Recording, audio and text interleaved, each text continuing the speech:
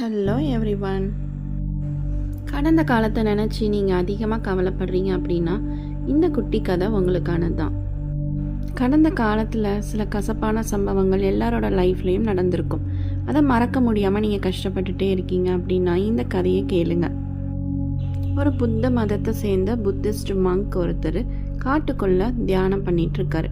அவர் கூட சில சிஷ்யர்களும் இருக்காங்க.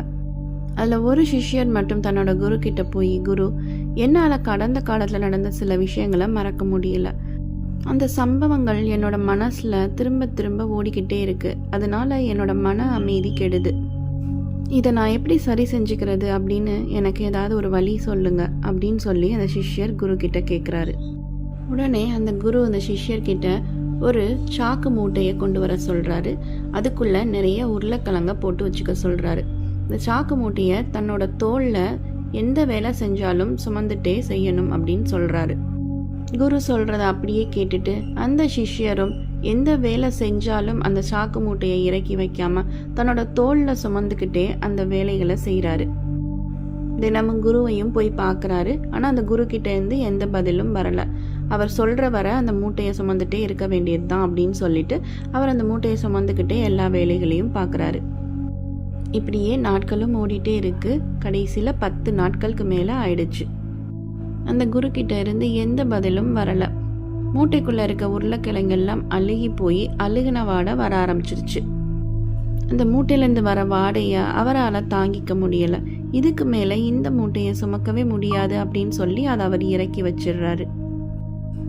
பிறகு குரு கிட்ட போய் சொல்றாரு, என்னால் அந்த மூடையை இதுக்கு மேலே சுமக்க முடியாது. அதுலேருந்து கெட்ட வாடை வர ஆரம்பிச்சிருச்சு, அழுகின வாடை வருது, அதை என்னால் தாங்கிக்கவே முடியல அப்படின்னு சொல்கிறாரு. அதை கேட்ட அந்த குரு உடனே சிஷ்யனை பார்த்து, கடந்த காலத்தில் ஏற்பட்ட கசப்பான சம்பவங்களை தூக்கி சுமக்கிறதுனாலையும் உன்னோட மனசும் உடலும் கெட்டு போகுது. இது உனக்கு புரியவில்லையா? அதை எப்போ இறக்கி வைக்க போகிறேன்னு கேட்குறாரு. கடந்த காலத்தில் நடந்த சம்பவங்கள் எப்போவோ உன் வாழ்க்கையை விட்டு போயிடுச்சு. அது எப்போவோ முடிஞ்சு போச்சு. ஆனால் அதை இன்னும் விடாமல் தூக்கி சுமக்கிறது நீ தான். அந்த சுமையை இறக்கி வை, அப்போ தான் உன் மனசும் உடம்பும் லேசாகும் அப்படின்னு குரு சொல்கிறத கேட்ட சிஷ்யனுக்கு ரொம்ப பெரிய புரிதல் ஏற்பட்டுருச்சு. கஷ்டங்களையும் கவலைகளையும் இறக்கி வைக்காமல் தூக்கி சுமக்கிறது நம்ம தான். அந்த சுமைகளை அப்பப்போ இறக்கி வச்சு பழகிட்டோம்னா நம்ம உடம்பு மனசும் ரொம்ப லேசாக இருக்கும். ஒரு சின்ன குட்டையில் தண்ணி தேங்கி இருக்கு. அந்த தண்ணி சில நாட்கள் தேங்கியிருந்தா அதில் சின்ன சின்ன கொசு வரும், அசுத்தமாகும். அது எது பல நாட்கள் பல வருடங்களாக அந்த தண்ணி தேங்கியே இருந்துச்சுன்னா அந்த தண்ணி கெட்டு போய் வாடை அடிக்க ஆரம்பிச்சிடும்.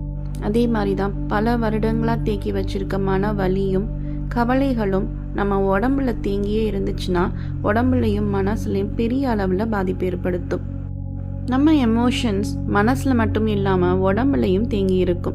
நம்மளோட எமோஷன்ஸை அப்பப்போ ரிலீஸ் பண்ணிடணும், உடம்புல இருந்தும் சரி மனசில் இருந்தும் சரி. இந்த வீடியோ கண்டிப்பாக உங்களுக்கு யூஸ்ஃபுல்லாக இருக்கும்னு நான் நம்புகிறேன். இந்த வீடியோ பிடிச்சிருந்தால் லைக் பண்ணுங்கள், ஷேர் பண்ணுங்கள். அண்ட் என்னோட எஃபர்ட்ஸ்க்கு சப்போர்ட் பண்ணணும்னு தோணுச்சுன்னா என்னோட சேனலுக்கு சப்ஸ்கிரைப் பண்ணிக்கோங்க. Thank you everyone. பாய் பாய்.